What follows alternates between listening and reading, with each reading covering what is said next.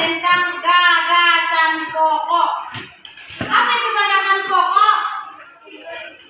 Gagasan pokok adalah ide utama atau inti pembahasan dalam suatu paragraf. Pernah kita mengerjakannya pernah.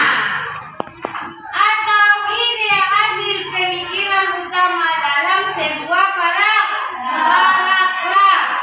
Yang halaman 3, tengok dulu yang berjudul Ibu RT sampai MER 1. Ibu RT sedang pemirsa MER 1. Baru kalau gagasan utama terletak di mana? Gagasan pokok atau gagasan utama terletak di awal paragraf dan di akhir. Sudah pernah dipelajari kelas 5? Ya. Kalau gagasan utama yang berada di awal paragraf itu disebut paragraf deduktif. Contohnya, baca dulu depan nih. Paragraf pertama. Ibu RT 1,1. Kampung sehat melatih menjadi kampung percontohan. Kampung ini sering dikunjungi masyarakat dari berbagai penjuru. Lingkungan yang bersih, warga yang sehat, dan warga kreatif yang sering meliputi berbagai media untuk menjadikan panutan masyarakat. Tidak seperti lazimnya permukiman lain, warga kampung sehat melatih menjadi seorang ibu sebagai pemimpin RT. Ia adalah ibu Rika, seorang guru sekolah dasar yang ramah, berusaha dan juga berwibawa. Bagi warga, Ibu Rika adalah pengayom yang selalu dapat mereka datangi untuk mencari solusi berbagai masalah. Ya, itu adalah paragraf pertama. Di mana terletak gagasan pokoknya? Yang mana? Kampung sehat melatih menjadi kampung percontohan. Itu adalah kalimat atau gagasan utama. Sedangkan kalimat utama itu disebut dengan paragraf deduktif. Kalau di akhir dia nanti disebut dengan paragraf induktif. Ciri-ciri gagasan pokok adalah berupa salah satu lengkap dan utuh berdiri sendiri. Kalau kalimat pokok itu tidak banyak, hanya satu baris. Dan kalau kalimat yang kedua adalah mempunyai arti yang jelas. Arti yang jelas. Itu adalah arti yang jelas. Itu dinamakan dengan ciri-ciri gagasan pokok, yaitu ada dua, berupa salah satu kalimat lengkap dan utuh. Yang kedua mempunyai arti yang jelas. Yang kedua ada lagi. Kalau cara menemukan ide pokok atau gagasan pokok adalah membaca paragraf dengan cermat seperti yang dibaca oleh si Repani. Temukan isi kalimat utamanya, baru memberi pertanyaan tentang isi paragraf, baru tandai kata-kata penting. Itu sudah bisa menemukan kalimat gagasan pokok. Sudah. Kalau gagasan pendukung, yang dimaksud dengan gagasan pendukung adalah yang berisi menjelaskan gagasan utama dan sebuah tulisan yang terkandung dalam sebuah paragraf. Cara menemukan gagasan pendukung adalah dengan mengetahui jenis paragraf. Kalau menemukan gagasan utamanya, gagasan pokoknya di awal atau di akhir, maka ide pokok dalam sebuah paragraf dapat ditemukan dengan mengambil inti dan kalimat utama.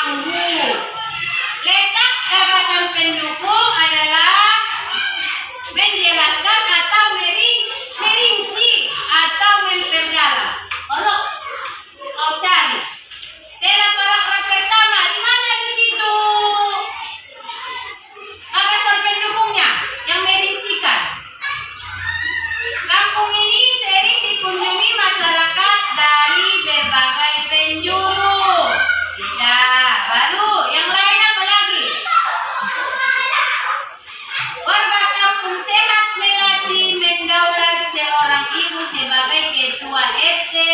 Ia adalah Ibu Erika, seorang guru seorang sekolah dasar yang ramah, bersahaja dan juga berwibawa bagi warga. Menjelaskan dia di sini. Kampung sewa berupa salah satu kalimat lengkap dan utuh. Yang kedua mempunyai arti yang jelas. Yang kedua ada lagi. Kalau cara menemukan ide pokok atau gagasan pokok adalah membaca paragraf dengan cermat seperti yang dibaca oleh si Repani. Temukan isi kalimat utamanya, baru memberi pertanyaan tentang isi paragraf, baru tandai kata-kata penting. Itu sudah bisa menemukan kalimat gagasan pokok. Sudah. Kalau gagasan pendukung, yang dimaksud dengan gagasan pendukung adalah yang berisi menjelaskan gagasan utama dan sebuah tulisan yang terkandung dalam sebuah paragraf. Cara menemukan gagasan pendukung adalah dengan mengetahui jenis paragraf. Kalau menemukan gagasan utamanya, gagasan pokoknya di awal atau di akhir, maka ide pokok dalam sebuah paragraf dapat ditemukan dengan mengambil inti dan kalimat utamanya. Perbedaan ide pokok dan pendukung adalah jika ide pokok hanya disampaikan dalam satu kalimat, dikalikan ke satu kalimat. Kalau ide pendukung bisa disampaikan dalam banyak kalimat. Contohnya, contoh kalimat utama. Kita temukan tadi kalimat utamanya kan? Kalimat utamanya. Anjing tetangga selalu membuatku takut. Itu kalimat utamanya atau kalimat pokoknya. Kalau kalimat pendukungnya adalah bisa juga. Itu adalah anjing besar, lusuh dengan gigi besar dan geraman yang mengganggu. Letak gagasan pendukung adalah menjelaskan atau merinci atau memperdalam. Kalau kau cari dalam paragraf pertama, di mana di situ gagasan pendukungnya yang merincikan? Kampung ini sering dikunjungi masyarakat dari berbagai penjuru. Bisa. Baru yang lain apa lagi? Warga kampung sehat Melati mendaulat seorang ibu sebagai ketua RT.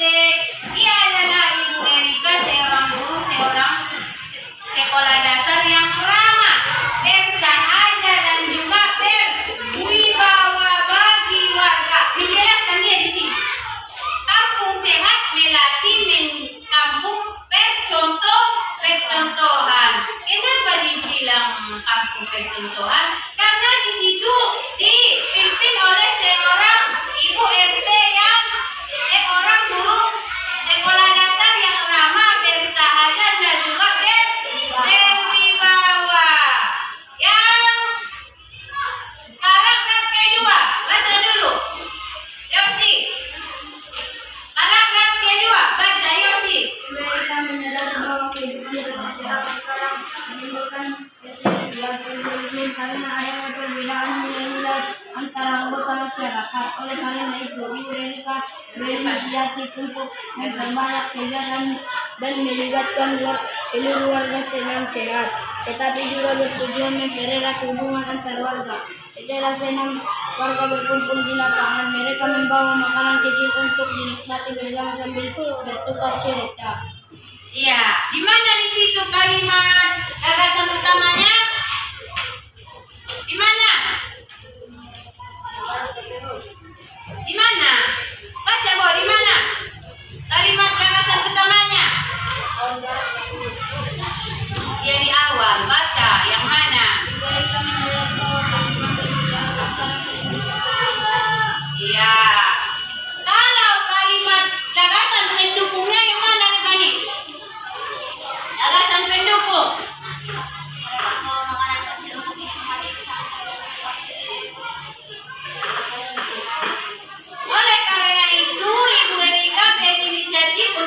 perbanyak kegiatan yang melibatkan keluarga.